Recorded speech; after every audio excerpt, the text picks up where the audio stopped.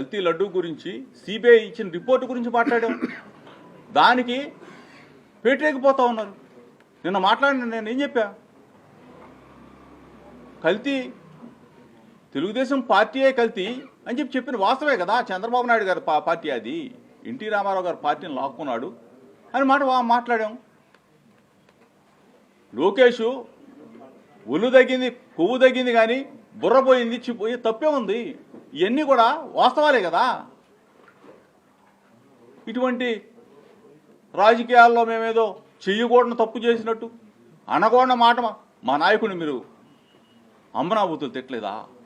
ఘోరంగా మాట్లాడలేదా? ఆ రోజు మేము ఇటువంటి పనులు చేసామా? ఇల్లు తగలబెట్టామా? ఇవన్నీ కూడా రాష్ట్ర ప్రజలు గమనిస్తూ ఉన్నారు. దయచేసి మీ ద్వారా చంద్రబాబు నాయుడికి, లోకేష్కి చెప్తా ఉన్నాం, ఇటువంటి రాక్షసానందం మానుకోండి. ఇటువంటి దుర్మార్గపు క్రీడకి మీరే దానికి సరిచేయండి. అంతేగాని ఇట్లానే మీరు ఇల్లు తగలబెట్టుకుంటా పోతాం, లేకపోతే మాట్లాడిన వాళ్ళన్నా గొంతు నొక్కేస్తాం, మాట్లాడే వాళ్ళని జైల్లో పెట్టేస్తామంటే మా గొంతుకుని మీరు ఆపలేరు.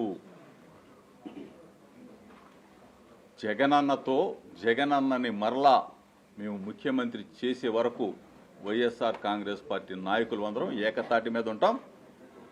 వైఎస్ఆర్ కాంగ్రెస్ పార్టీ జెండాని రెపరెపలాడిస్తాం. ఇప్పుడు మాట్లాడండి. మా నాన్నగారు ఉన్నారు, మా నాన్నగారు లోపల ఉన్నారు. అన్ని తగలబెట్టిన దృశ్యాలు కూడా మీరు చూశారు కదా, పెట్రోల్ బాంబులు ఏ విధంగా ఇస్తుంది. పోలీసులు ప్రేక్షక పాత్ర చూశారు కదా మీరు అందరూ ఉన్న పరిస్థితి.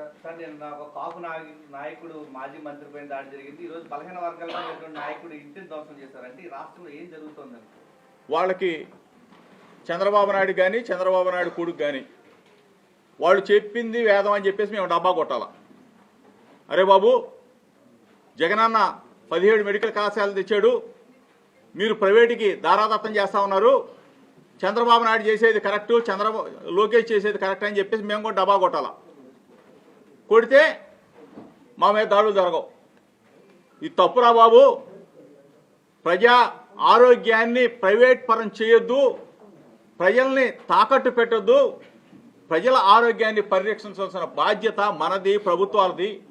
రాజశేఖర రెడ్డి గారు, ఆ మహనీయుడు, దేవుడు, కొన్ని కోట్ల మంది, లక్షల మందికి ఆరోగ్యం భిక్షగా పెట్టాడు, ఆరోగ్యాన్ని పేదలకు ఇచ్చాడు.